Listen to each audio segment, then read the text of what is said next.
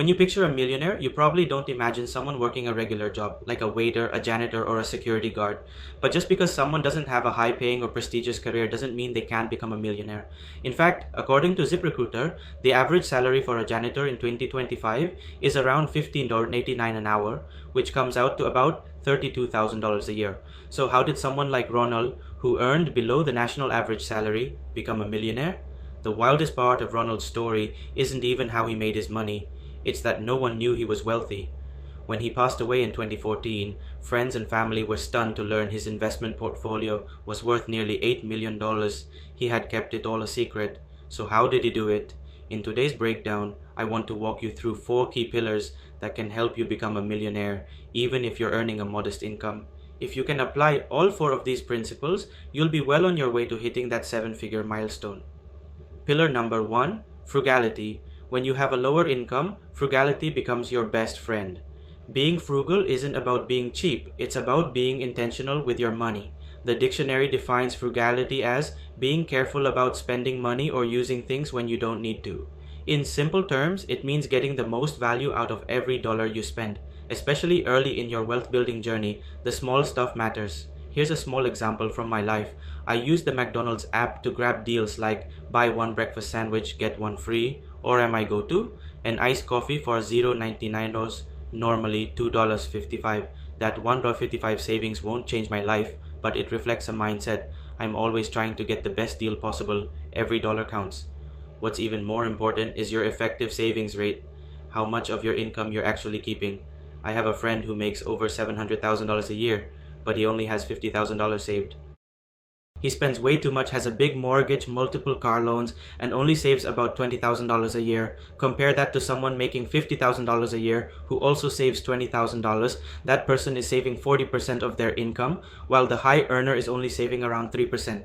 So even if you're not making a ton of money, if you're disciplined and frugal, you can make massive financial progress. Remember, you don't have to be frugal forever, but you do need to build that strong foundation.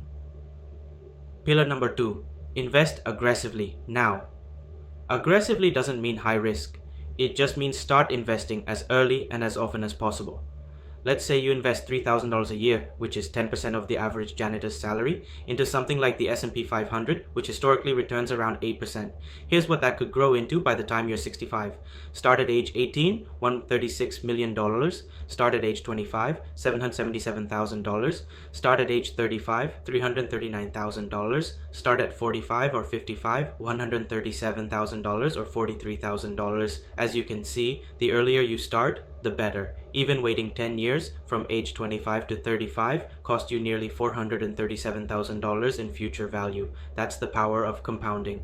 Ronald Read probably started investing early and never stopped. Since he lived until 92, a good chunk of his portfolio likely grew in his retirement years, nearly 27 extra years of compounding after age 65. Also, if you can increase your investment contributions over time, say from $3,000 to $5,000 or even $8,000 a year, you'll see your money grow even faster. Raises, bonuses, and side income can help boost your contributions too. And here's a key point. You have to believe that investing works. A lot of people hesitate because they fear market volatility or don't trust the system. But the math is simple. The longer your money is invested, the more it grows. Here's an example. If you make $50,000 a year and invest $5,000, 10% annually into the S&P 500 for 30 years, you'll have around $731,000. Keep investing for just 4 more years and that balance jumps to over $1 million. That's compounding at work, and it's exactly how Warren Buffett became one of the richest people alive. Over 99% of his net worth came after he turned 60.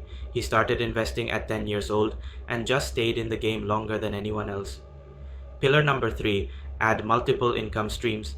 According to Tom Corley, author of Rich Habits, most millionaires have multiple streams of income. 65% had 3 income streams, 45% had 4, 29% had 5 or more. Here are 5 common types of income to consider adding. 1. Earned income, your primary job or business.